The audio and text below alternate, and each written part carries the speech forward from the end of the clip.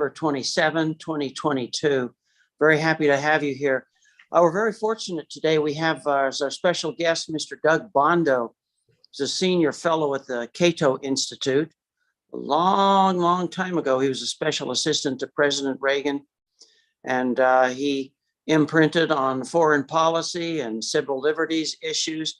He does a lot of writing. You see his articles published in Fortune magazine, National Interest, Wall Street Journal, and of course, our favorite, the Washington Times, New Republic, Newsweek, Time. He's been everywhere, the Washington Post. He won the H.L. Mencken Award, which is a very coveted prize for people who have a certain very wicked sense of humor. And he won that for editorial writing. So I'm quite envious of him. Mr. Bandow is kind of a hero. He's in and out of a lot of places, been to North Korea a couple of times. We're very happy to have him with us. And joining us also today in a conversation will be Dr. Michael Jenkins, who is the president of Universal Peace Federation International. And he is also the chairman of Washington Times Holdings, which is the company that owns the Washington Times news organization. Good to have both of you with us, and I will turn it over to Michael Jenkins to kind of get this started, and I believe he's going to ask Mr. Bandow to speak first. Welcome. Yes, welcome everybody. Thank you, Larry. We're very happy to be on our weekly program, 2 p.m. every Tuesday, and our focus is on Northeast Asia, issues with North and South Korea, China, and the 6 parties that were involved in the talks in 2005. We're happy that Mr. Bandow from the Cato Institute is here. Doug, go ahead, take 20 minutes or more to give us some perspective on how you see the Northeast Asia situation, especially focused on North-South Korea, China, Taiwan, and anything about the current administration you want to observe. Thank you. Welcome, Doug Bandow. Well, thanks, Larry and Michael. It's a great pleasure to be on. I mean, that's quite an open field to be talking about. Obviously, if we're looking at Northeast Asia, there are any number of issues going on. I think in many ways, what's most striking, especially having recently traveled there and talked to people there, is to some degree the uncertainty that we are in a time of, frankly, some danger of transition, of change, and nobody's quite sure where it's all going. And that I think that makes everybody very nervous. Taiwan may be the hottest spot. I think in many ways probably more dangerous, more problematic than North Korea these days. We saw with Nancy Pelosi's visit. We've had subsequent visits by other members of Congress, a very strong Chinese reaction, question about American military involvement, and then the role of the Republic of Korea and Japan in all of that. So Taiwan manages to bring everything in. So when you're talking about Taiwan, you also have to talk about China, also have to talk about Japan and South Korea, you have to talk about the United States. And once you've done that, then you raise issues of North Korea and everyone else, so you're kind of got the whole region. I think that the real concern there is that Nancy Pelosi made what I think in many ways was for her the swan song, presumably, of her speakership. The election is a month away, or a little more than a month away in the U.S. for the off-year elections for Congress. Her presumption is, most people presume, she won't be speaker after that election. Could be a surprise. I mean, we've occasionally the party in power picks up seats, but it's pretty rare. So I think in many ways she did that not so much out of policy, but rather for her own satisfaction. She's long been a critic of China. But the question of why go there when she did, really the only obvious reason is the fact that if she's not going to be speaker after January, this is a time to do it. And to my mind, the danger with that was she ignores the impact on the Chinese. The Chinese talk a lot and will complain about a lot. So there's no surprise they weren't happy about that. But my conversations with Chinese diplomats and members of the International Department, which is in a sense the foreign policy wing of the Chinese Communist Party, suggest that a very deep unease in Beijing at the moment where in essence, people are becoming convinced that both the US and Taiwan are working together to change a policy and to move towards separatism and independence for Taiwan. Whether or not that's true isn't the issue, it's what the Chinese believe. And the fact they believe that suggests, I think we're going to be in for a rougher time, that we're likely to see kind of the new normal is going to be more Chinese military intrusions, more Chinese threats, more Chinese activity. China doesn't want a war, but we underestimate how important it is for them in terms of nationalism, and then from their standpoint, security, to ensure that Taiwan doesn't float off as kind of a member of the U.S. orbit with U.S. troops and U.S. presence, as opposed to being Chinese. So I'm very concerned about that, that if we underestimate that the Chinese may accelerate kind of their activities, that is, if they perceive the U.S. and Taiwan are moving ahead in a direction they don't like, they may decide they might have to move faster than they want to. And that brings in, I think, both South Korea and Japan, both of which are very important. The U.S. would like them to be all in if there's a military action. The U.S. is, something like 7,500 miles away from Taiwan, a long ways. Very hard to project power that far. China's 100 miles away. It has, 40 or so bases it could use in terms of any combat involving Taiwan. So the U.S. would do a lot better if it's able to rely on its allies and friends in the region. The problem, of course, is if you're Japan or South Korea and authorize U.S. use of bases in those countries, you automatically turn yourself into a target. China is going to use missiles and attack every base on your territory. You will find yourself a permanent enemy of the big neighbor next door, which isn't going to go away. It has a very long memory. I think that's going to cause both those countries to think very, very hard about what they would do in a conflict.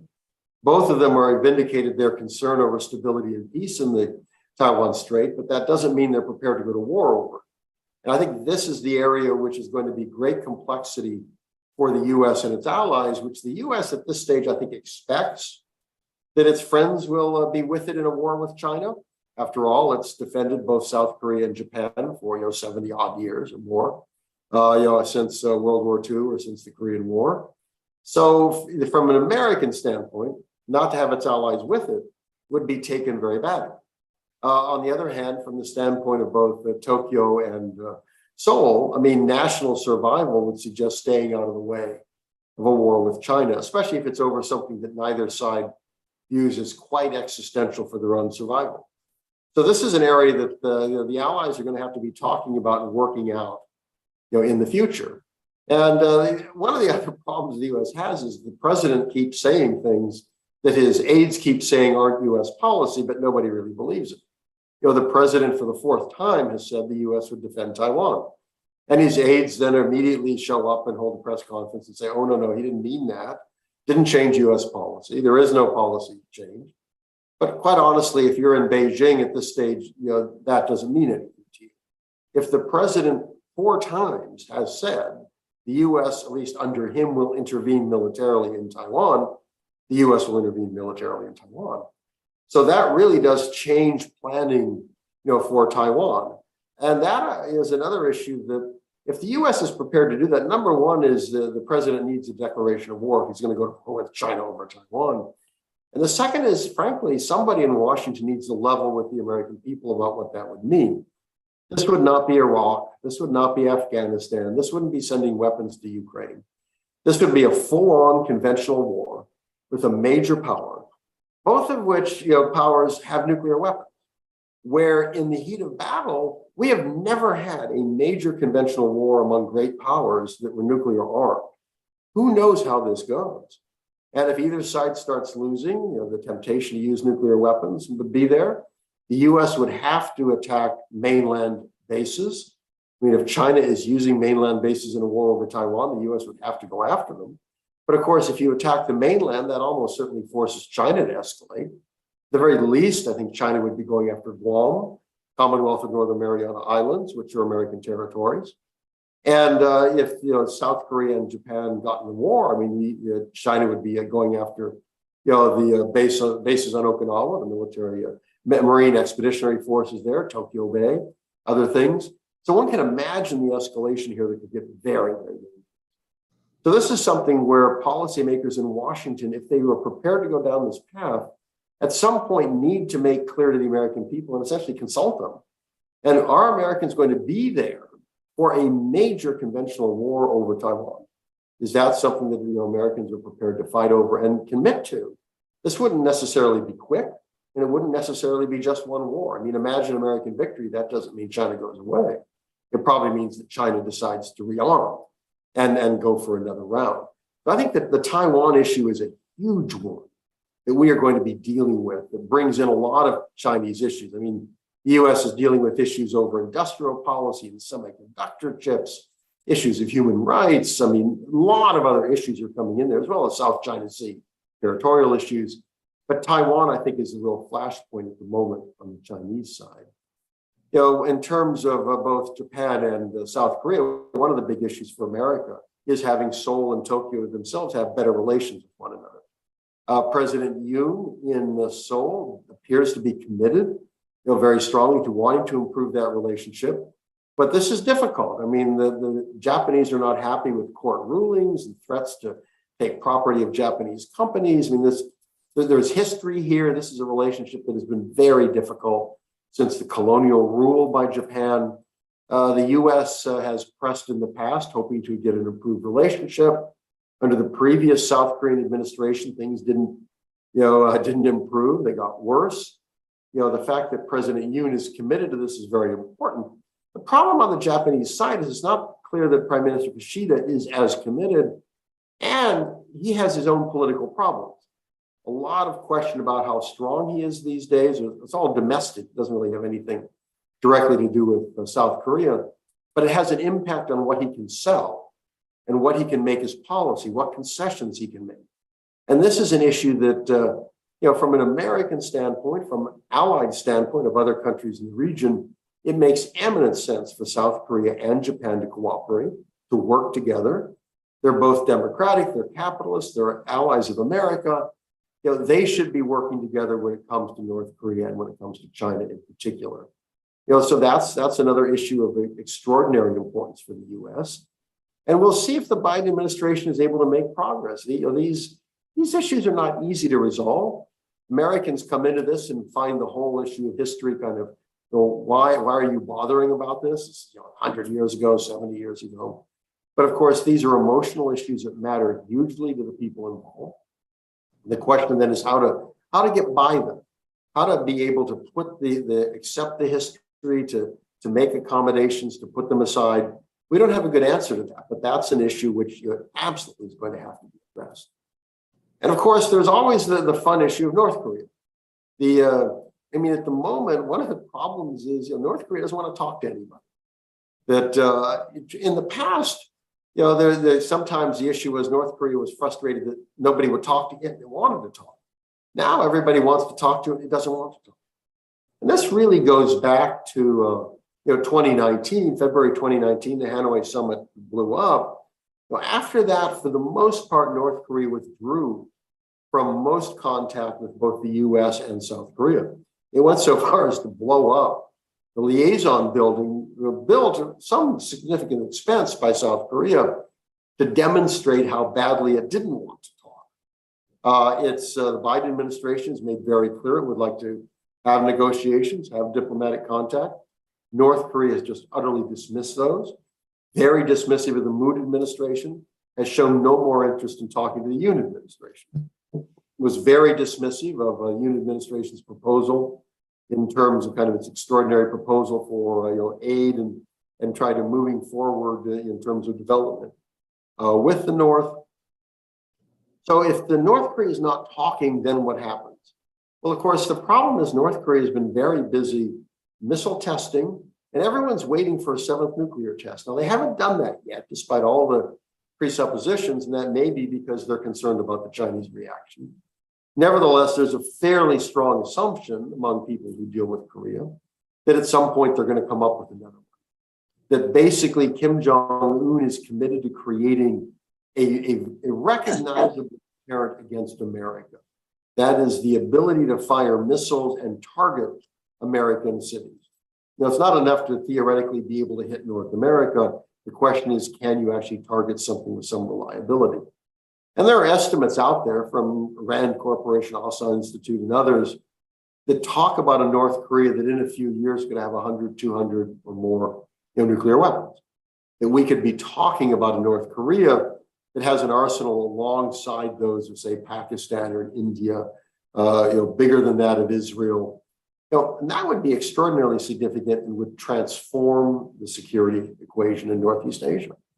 So the question is, if North Korea won't talk and is at the moment committed to simply building, what to do? And the Allied answer has always been sanctions, but sanctions aren't likely to get us very far. After all, North Korea essentially self-sanctioned itself, under COVID, and still very strong restrictions on, though apparently it's reopened trade with China. If it's willing to sanction itself and it survives even after essentially sanctioning itself, Allied sanctions, even piling more on, aren't likely to do much, especially because no one really believes Russia and China are going to be terribly helpful these days. Their relationship with the United States, most importantly, is very bad, both of them. And both of them are much more likely to see North Korea as a useful weapon against the United States and its allies than be prepared to make concessions, make compromises to try to get a settlement here that would be seen primarily as beneficial to the U.S. And especially from a Chinese standpoint, the long term, they really don't want a unified Korea allied with America. They don't want dangers of implosion. They've long been very hesitant to put too much pressure on the North. At this stage, I don't think we can count on much help from either, Beijing or Moscow. So then if sanctions aren't an answer, well, military action isn't. If we were afraid to take military action decades ago when the North, basically it was limited to artillery that could destroy Seoul and launch a suicidal, conventional attack, to being able to drop nuclear weapons kind of all over East Asia and maybe on America, we're not going to go to war over that. We're simply not going to take that kind of a chance. So we've got to decide how to address a North Korea under those circumstances. What do the North Koreans want? And that's going to require allied consultation. We seem to be living in a world in which the only answer, frankly, is arms control. That is, most people I talk to in this field do not believe North Korea will give up nuclear weapons. I certainly don't. Estimates now, some of the estimates run up to 60 or 65. Nukes, or at least theoretically having enough, plutonium, enough, fuel, to make, that many weapons. We don't know what they have. At that stage, it's very hard to imagine them ever walking back. Now, that doesn't mean we shouldn't try, but we also have to, think realistically in the question of how do you engage them? How do we get them talking? What are the negotiations? The starting point at this point may simply be to try to limit them. Get into some limits that would probably require, making some sanctions relief. This is going to require discussions with the U.S., with South Korea, with Japan, how to proceed together, how to try to move forward on this extraordinarily difficult agenda, that we have. Because in North Korea, imagine a North Korea with 150 nuclear weapons. Imagine a North Korea with missiles that could hit, for the most part, most targets in the United States, certainly in the western part of it, at least of the U.S. This would be a very different world in terms of security. It would raise real issues of the U.S.-South Korean alliance. Is the U.S. prepared to have extended deterrence, that is promising to defend South Korea with nuclear weapons, if the result of the war means that North Korea could actually destroy American cities? Are the American people prepared to risk Los Angeles, Seattle, Chicago, whatever, Honolulu, to protect Seoul, Busan, and elsewhere? It's not clear to me they would. Now, the Pentagon and people in authority say, of course. On the other hand, this is one of those moments the American people might say, no, thank you. We really don't want to be drawn into something like that. So this is another issue that's going to have to be discussed, is what kind of a nuclear commitment does the U.S. have? And if the U.S. doesn't want to maintain a nuclear umbrella, then that brings up the whole question about South Korean nuclear weapons, which is an issue that's been talked about in the past. Polls suggest the majority of South Koreans would like that, or at least they might view that as the second best, but it's the best they can get. And it ties into the issue of nuclear negotiations with North Korea. If North Korea won't negotiate and continues to build, at what point do South Koreans decide that the only answer is to have something? And of course, if South Korea did so, then Japan would probably want that as well. So suddenly we have to start thinking in these terms in the future, so we're not surprised. Excuse me. We need to kind of try to get ahead of these issues as opposed to have something blow up, perhaps literally, and then have to figure out what to do about it. What position should the U.S. take? What position should its allies take, on these issues? And of course, all of this is happening now in the midst of this horrid war of Russia against Ukraine. I don't know. I mean, it's hard for me to imagine anyone who doesn't, feel sympathy for Ukraine and hope Ukraine is able to defend off Russia. I mean, so far it's done extraordinarily well. With the recent counterattacks, I think there's great hope that Russia will figure out that it simply cannot, win this war. The problem, of course, is the longer the war goes on, the greater the destruction. There's hope in Ukraine for regaining all lost territory. Not clear they can do that. And the question is at what risk and how long do they want to do that? But what this also does is shows some of the very important divisions in the world that complicate some of these issues. While the US and Europeans, plus South Korea, Japan, Australia, kind of some of its friends in Asia, are almost united in terms of sanctions against Russia, most of the global South is not. The 10 most populous countries on earth, only one of them has put sanctions on Russia. That's the US. China has not, India has not, Indonesia has not. I mean, you go down the list of Brazil, Nigeria, South Africa, Pakistan, you don't find these countries racing off and taking the allied position. And that should be sobering for the West. Should recognize that the US and Europeans obviously have lost a certain amount of the leadership they once had. They've lost some of the moral luster, in the sense of the allies is not there. Quite frankly, these are countries that look, especially at America, what happened in, say, Iraq, and are not so willing to follow American lead on some of these issues. They also, these are countries that have great economic needs. They're not interested in kind of hurting themselves on energy, cutting off poor people from access to food and other things. So this is another one of those critical issues, which, if you look at a map, you figure Ukraine, Russia is primarily a European issue. And in military terms, it is. But the economic impacts are widespread around the world.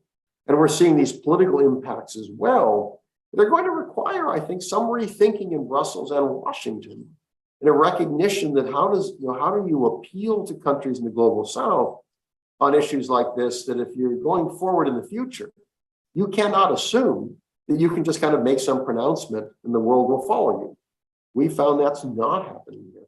And that matters a lot, because if there's a war with, between China and Taiwan, and the US wants to get involved, it wants everybody to be behind it. Well, this suggests maybe the world won't be behind it. That a lot of these countries might probably take the same stance, simply stay out of it, not get in the way, certainly not lose trade relations and other things with China. So this is another one of those issues that I think deserves to, have some very substantial attention in terms of where we're going in the world. So let me stop. I hope kind of throwing that out, Michael, kind of gives a fair amount that we can kind of talk about and get some good questions on. And so let me go throw it back to you and kind of get your comments, and we can move forward.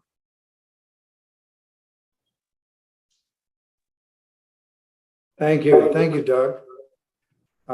Larry, I'll go ahead, and then you can help guide us through some discussion. I just wanted to share a couple things from our last trip to Korea in August. We had a fact finder, and it was quite good. And just going to get my screen up here. We had a fact finder that was sponsored by the Universal Peace Federation, and it was supported by the Washington Times. It was a very good program, and we were able to meet key leaders in North Korea, collaborating many of the key points that Doug just made.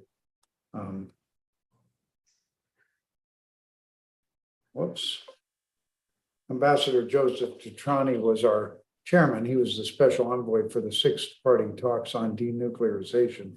Congresswoman Beth Van Dyne from Texas. Ambassador Harry Harris participated in part of our fact finder. General Walter Skip Sharp, 4-star general, head of the CNC, which is the UN Command, UNC, and then the Combined Forces Command, the U.S. Forces Korea in 2008 to 11, still right on the cutting edge of what's going on. And also Mr. Andrew Kim, who's a fellow at the Korea Project at Harvard Kennedy School's Belfer Center, former CIA director in Korea of the Mission Center. And then Dr. Manzaroff from Georgetown University, myself, Tom McDivitt, chairman of the Washington Times, Chris Dolan, president and CEO of the Times, Mr. Charlie Hurd, and Larry Moffitt, Secretary General of UPF, as well as working with the Times Foundation. Our first meeting was much due to Ambassador Harry Harris, former ambassador to Korea, and Ambassador Harris was the former Pacific Command commander of the Indo-Pacific Command, which is covering all forces, U.S. Marines, Army, Air Force, and Navy. And then before that, he was the head of the Pacific Command, or the Pacific Fleet. And so he knows that region better than anybody. He also asked Ambassador Philip Goldberg to meet us. So we were pleased to meet the ambassador with his in-country team. They were quite good, especially the ambassador is a seasoned diplomat, very respected by Ambassador Detrani. And the fact that the new administration of President Moon Suk-yeol is now in full, fully in force and really focused on the partnership with America, that makes a huge difference. And also wants a dialogue with the North, and uniquely, compared to the last administration, wants to have good relations with Japan to cooperate on peace in Northeast Asia. So our delegations would meet and discuss key issues. A special briefing was given by General Sharp on the unique command in Korea. The Combined Forces Command is UN troops are all together, UN forces, all the 16 nations that had troops in Korea, the United States and the ROK combined together for the Combined Forces Command, and then also the U.S. Forces Korea. So it's a very unique situation because the command structure is shared by the 4-star Korean general and the 4-star U.S. general. And interestingly, if Korea was attacked from the north, the command structure gives the full decision-making power to the 4-star Korean general, which of course answers to his president, and our 4-star general answers to our president. But Korea is really trusted and shared in that kind of direction for defense of the ROK. So that was also very, very informative. And then we went to Camp Humphreys and we saw the evidence of aggression. The Cheonan was sunk in 2010 by a North Korean torpedo. And it does something to you to actually see a ship that was sunk. It was, they really were careful to prove. They couldn't tell what happened at first, but it was a torpedo that exploded exactly when it was underneath the vessel and creates a kind of an incredible force of an air bubble and also force of the water that split the ship in half and all died. 45 sailors died on the ship and 1 in the rescue team. We went to the Combined Forces Command. This is the Supreme Commander right now of the Combined Forces Command is U.S. General Paul J. LaCamera, and very candid about the seriousness of Korea. It doesn't go away. And now the friendships with Russia, getting friendly with Russia, promising troops to go to Ukraine, and also 100,000 troops and 100,000 workers who can rebuild the cities that Russia takes over.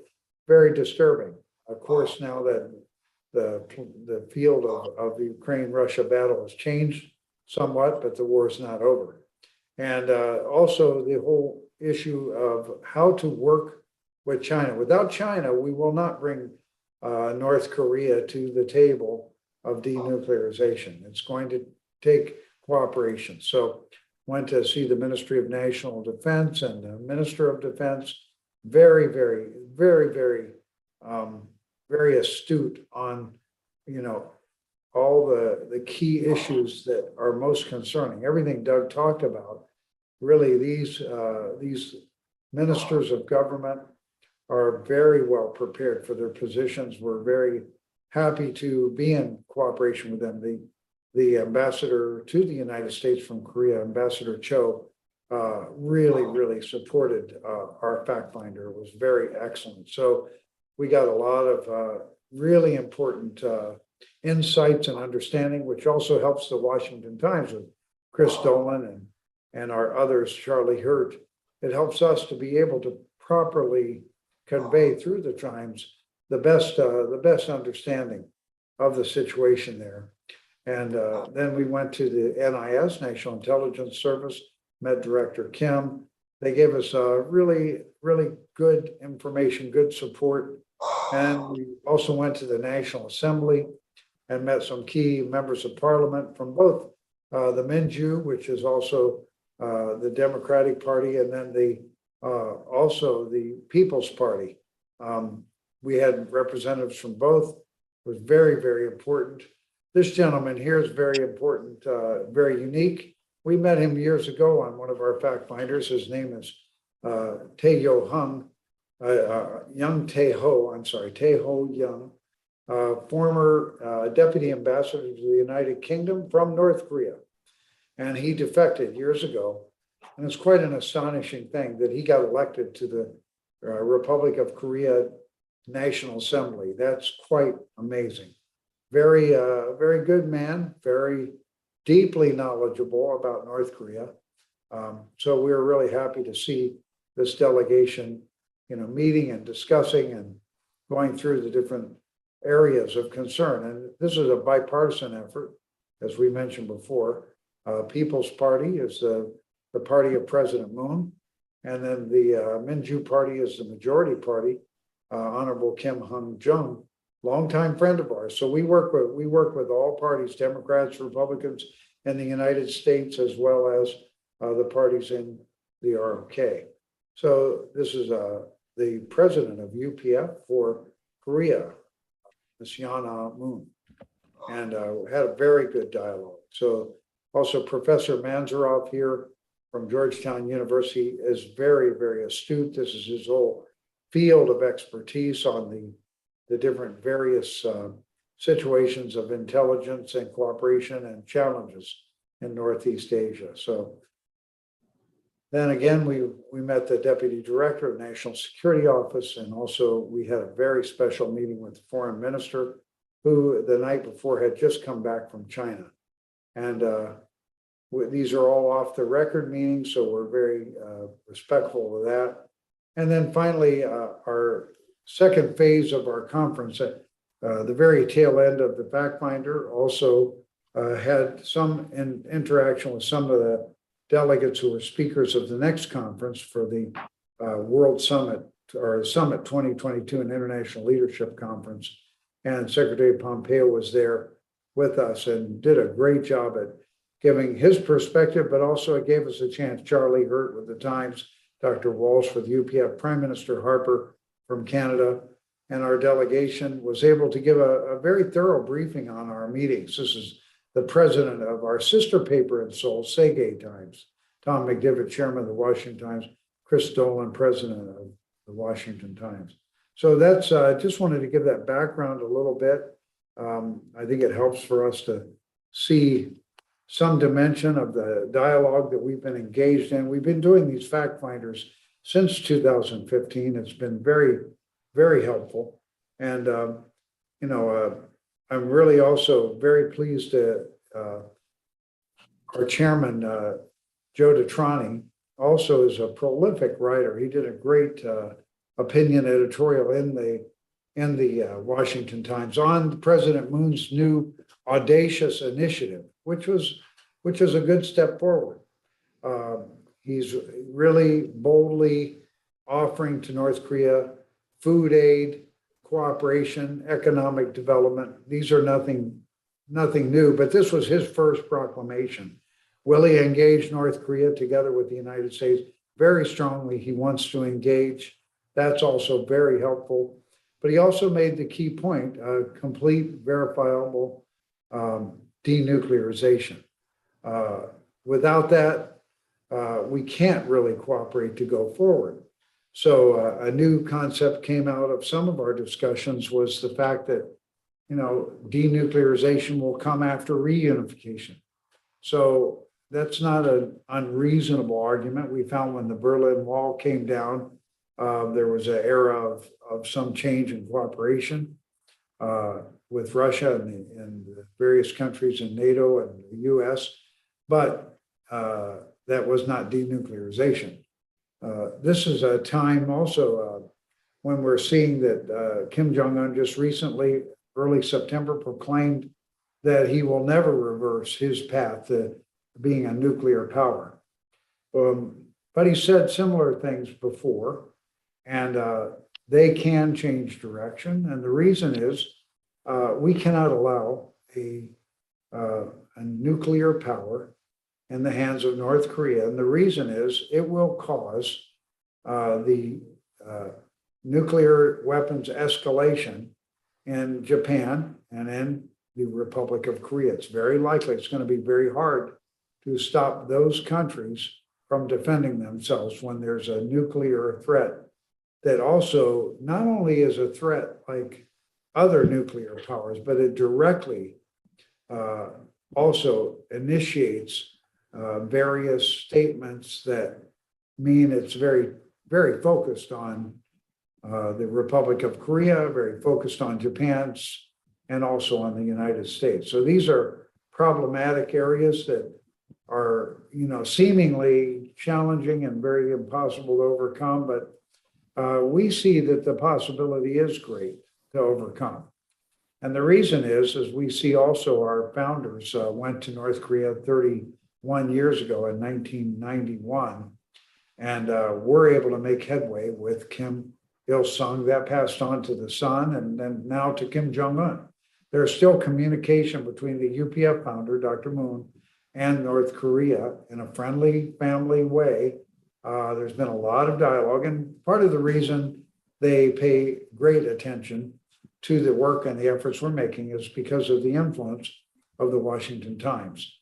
We're very happy to have this opportunity every Tuesday, and I would like to thank Doug for this chance, and I think we'll turn it back over. Larry, why don't you join us and guide us through a little bit of discussion. We're looking forward to Doug to be on one of the next fact finders too with us. So thank you, everybody. So Larry, if you're not coming back, I'll just go right forward. Doug, why don't you give us some comments on this whole, special audacious initiative of President Moon and the call for complete verifiable denuclearization. How do you see that possibly moving forward? And what's the Biden administration doing on that? Well, I think the Biden administration is frustrated. It would like to talk with the North.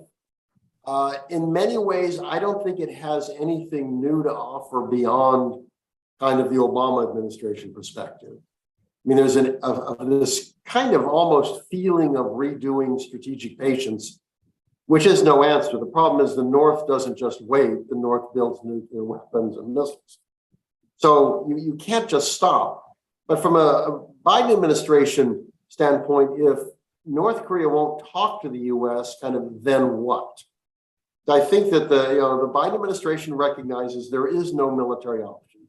We're well past that. That any military option, almost certainly would trigger wider conflict on the Korean Peninsula. It would be a catastrophe. And then on sanctions, they're quite willing to add sanctions, but again, there's no evidence adding at the margin sanctions is going to change North Korean behavior. It hasn't. Sanctions generally don't work well to convince governments to give up what they view as kind of existential interests or vital interests. And the North Koreans clearly have decided, at least the Kim regime, that's a bit different from the North Koreans, of course, but the Kim regime has decided, I think, that nuclear weapons are essential for its survival and very unlikely to give them up. If I had to guess that what the North is doing right now is they saw that even the Trump administration was committed to genuine denuclearization. The North plans on building a bunch more and then presenting the US with here we go, we're willing to give up some of these, but it's going to cost you, in terms of sanctions relief, we're not going to give everything up, but take it or leave it. If you want us to be here with 150 or 200 nukes, we can do that. Or if you give us some relief, maybe we give you 100.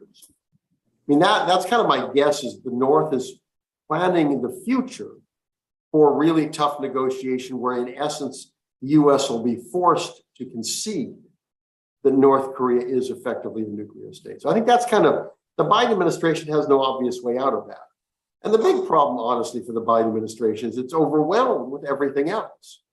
A difficult midterm is upcoming. The president is focused on domestic policy.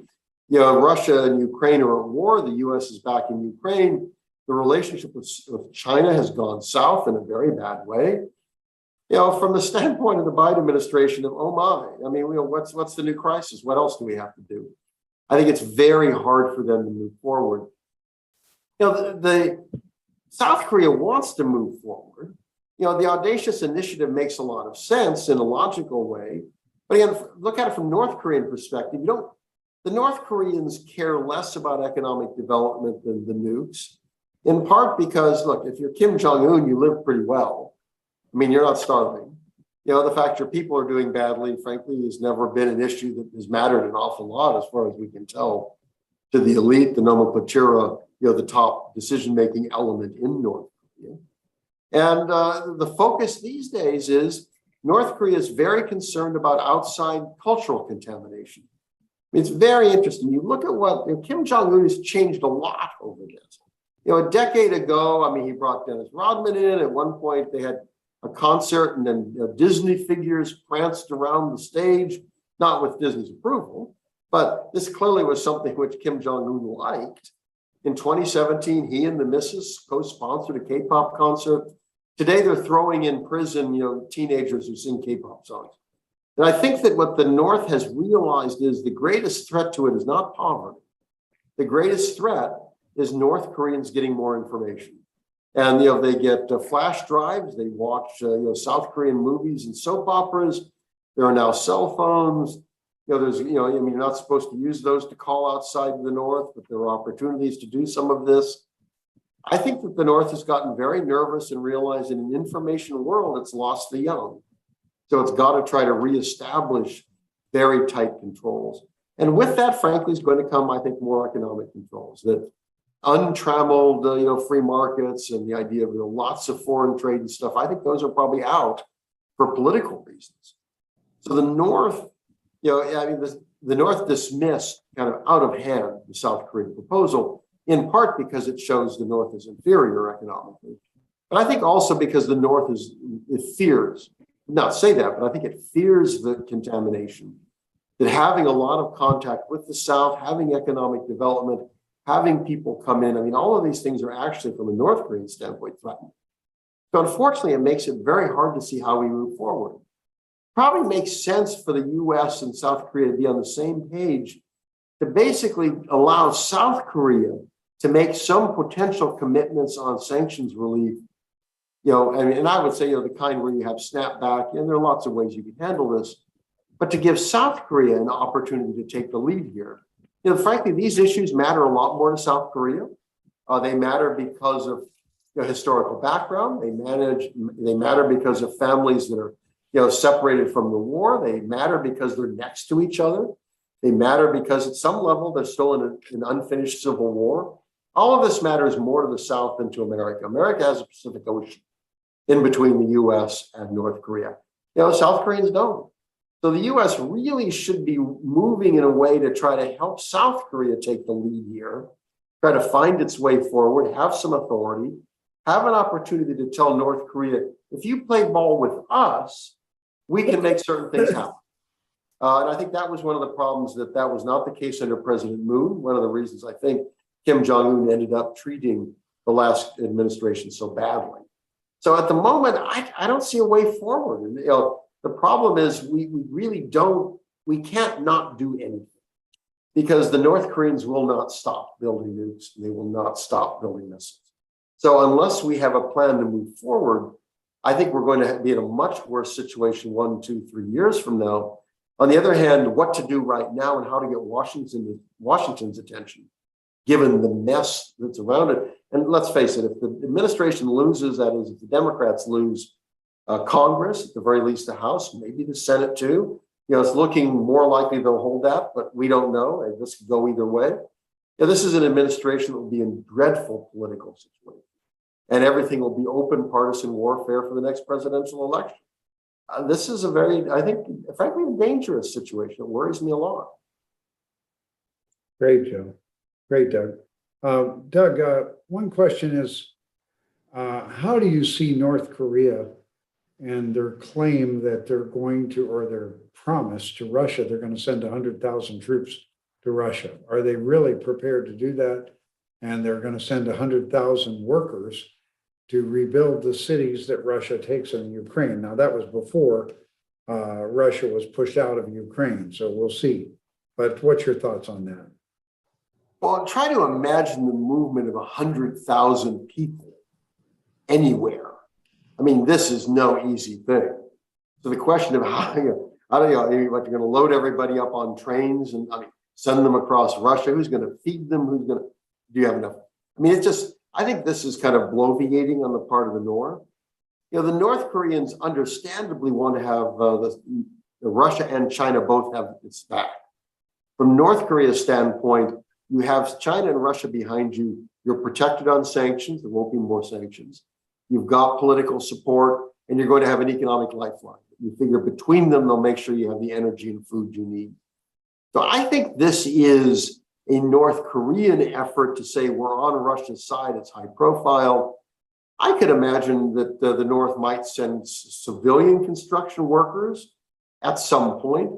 But let's be very clear. At the moment, Russia's not concerned about rebuilding cities. Russia's concerned about holding the cities that it's taken. It doesn't want to lose any more.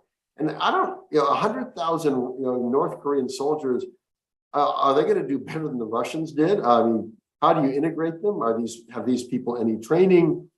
I just think this sounds to me like it's an expression of support in a fairly dramatic fashion.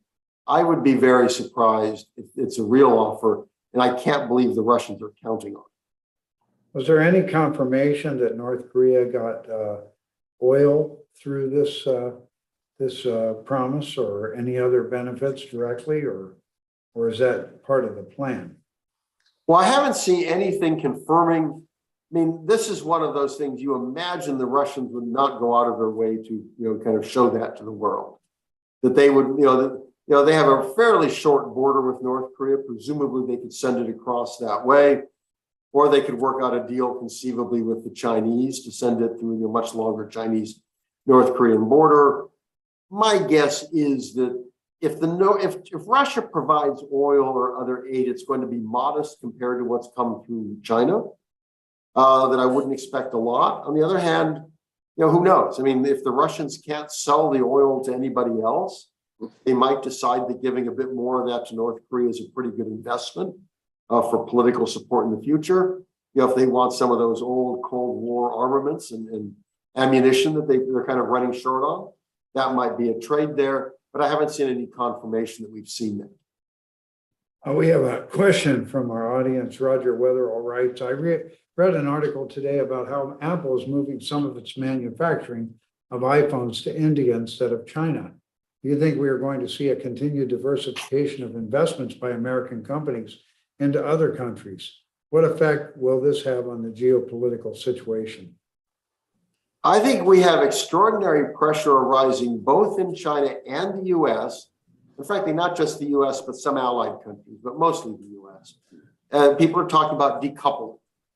Both sides are very nervous about being too dependent on the other. especially when it comes down to issues of semiconductor chips, of the high value ones. The US under Trump continued under Biden, putting a lot of pressure on China, limiting their access to high quality chips, limiting not only production, but other companies using them. So from a standpoint of an Apple, it makes sense to diversify. They're not going to walk away from their entire investment. But I'll tell you, if you're looking ahead, you see the US and China seemingly on a collision course, not just politically, but economically, even possibly militarily. You probably don't want to have everything tied up in China. And where you know that China might play economic warfare against the US, again, you probably don't want everything tied up there. So I think this is going to be continuing. And on top of that, frankly, is China's no longer a cheap production site. So there's a natural movement of some companies, especially to Southeast Asia. They're looking for cheaper labor. They're looking for places they can reduce their costs. So if your costs in China are no longer as beneficial as they once were, and you see political problems, it makes sense for you to start moving whatever the US government's saying. Then when the US government is pushing you to start decoupling, I think you're going to see more of this. Doug, what do you feel would happen if China really does attempt to take over Taiwan?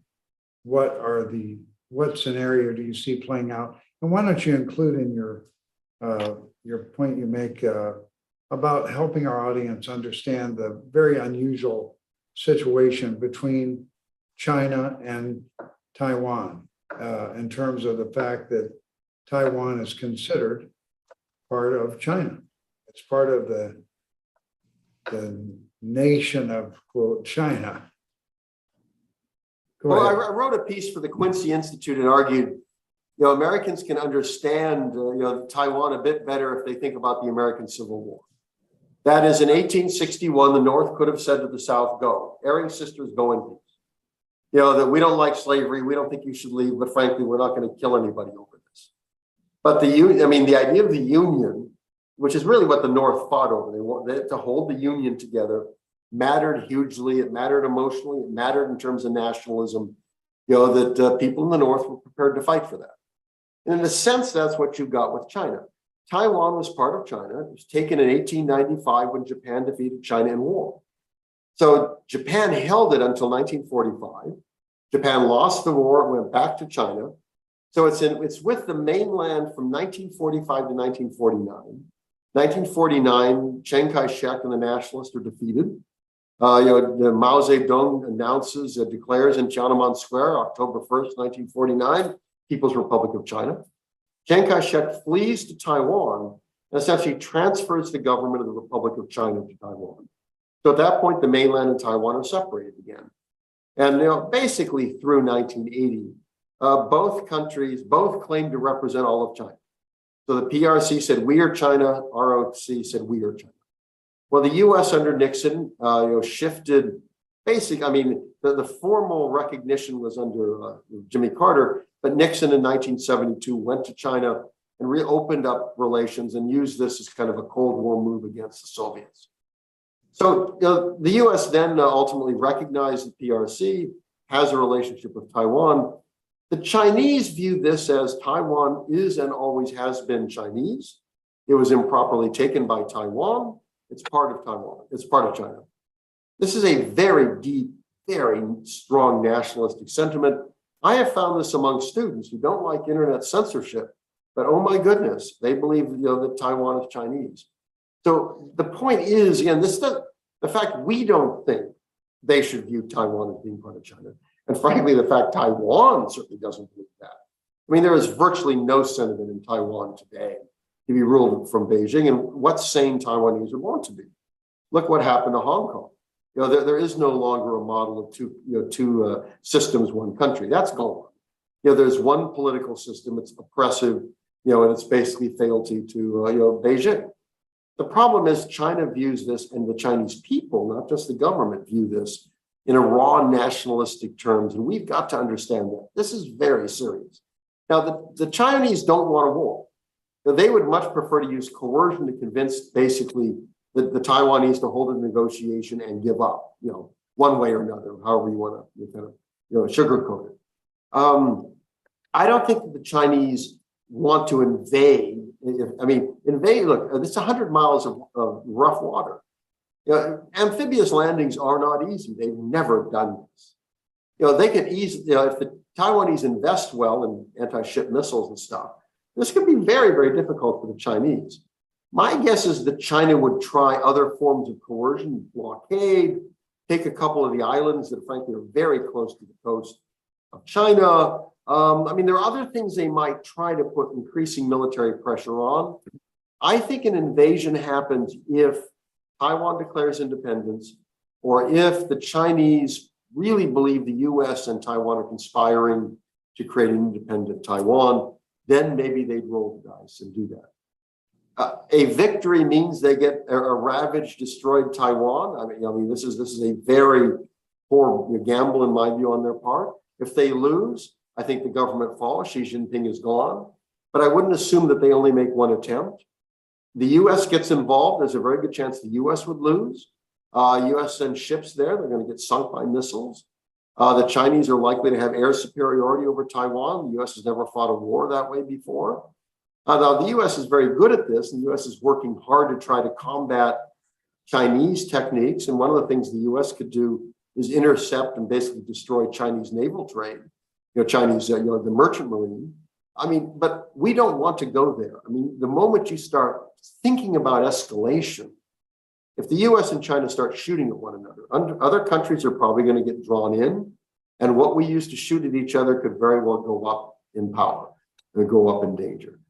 We don't want to go there. So there are a lot of scenarios, and I think both sides lose the moment it moves to military. Our best bet is to keep it kind of like it is today, ambiguous. Taiwan is autonomous, has its own society, effectively its own country, but doesn't call it that. China is willing to be patient, let this go, convince the Chinese if they really want Taiwan, they actually need to be, be favorable. They need to, have a society that Taiwan wants to join. The US and Taiwan have to be willing to back off a bit of some of the attributes of independence. There's no easy outcome here. I just hope we can all avoid a war. Because everybody will lose from that. Great. Doug, give us an understanding from your perspective of what Taiwan has that China wants so badly, besides the sovereignty over another population, but there's more to it than that. What is China really after? Well, economically, Taiwan would be a very nice addition. Taiwan has a higher per capita income than China. And Taiwan, of course, is the site of a mass production of very high quality semiconductor chips. Now, in a war, my assumption is those factories would be blown up. That if Taiwan was losing, Taiwan would wipe them out. Now, you can rebuild, but this would take a long time. If China wants access to semiconductor chips, trying to take over Taiwan is not a very good way to do it. But the economic benefits presumably would be significant. So if you could get Taiwan voluntarily, peacefully, this would be a major addition to Chinese economic growth. And another aspect, frankly, is security. That is, the US, we see how the US reacted to the Soviet Union putting nuclear weapons in Cuba. Cuba is as close to America as Taiwan is to China. From a Chinese standpoint, to have Taiwan in the orbit of the United States is very bad from a security standpoint.